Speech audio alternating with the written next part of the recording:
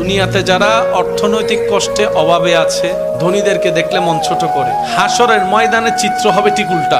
ধনীরা গরিবদেরকে দেখে আফসোস করবে, কেন যে আমি গরিব হলাম না, কেন যে আমি অর্থের ভিখারি হলাম না, কেন যে আমার সম্পত্তি না থাকতো, এটাই ভালো হতো। জগৎ জিজ্ঞেস করে কেন? কয় দেখ, কোম্পানির মালিক এখনো হিসাব দিচ্ছে, দারোয়ান হিসাব দিয়ে 500 বছর আগে আল্লাহর রহমত নিয়ে জান্নাতে চলে গেছে।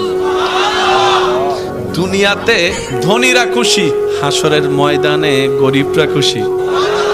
আজকে যারা দুনিয়াতে অর্থনৈতিক অভাবে কষ্ট পাচ্ছেন, হাসরে যখন সিচুয়েশন আপনার চোখের সামনে আসবে, আপনি বলবেন আল্লাহ তোমার দরবারে লক্ষ কোটি শুকরিয়া, সম্পদও দাও নাই, হিসাবও নাই। ডাইরেক্ট 50-50 গলায় গলা। যদ্দূর দরকার ছিল সেদ্দূরে দিয়েছো, যদ্দূর দরকার ছিল ততটুকুই দিয়েছো। অল্প দান, অল্প হিসাব, শেষ। আর 5টা ফ্যাক্টরির মালিক। আর হাসরের ময়দান এত ভয়ানক কঠিন হবে, কষ্টের মাত্রা এমন পর্যায়ে পৌঁছাবে, মানুষ ভাববে জাহান্নাম হইলে জাহান্নাম অন্তত হাসর থেকে আগে বাচ্চা হলো। এইরকম কঠিন হবে হাসর।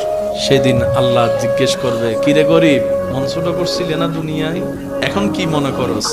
গরিবটা সেদিন রবের দরবারে সিজদায় পড়ে বলবে, আল্লাহ তোমার দরবারে লক্ষ কোটি শুকরিয়া, তখন বুঝি নাই, এখন বুঝছি তুমি কত দয়া করছো, কত দয়া করছো, কত দয়া করছো।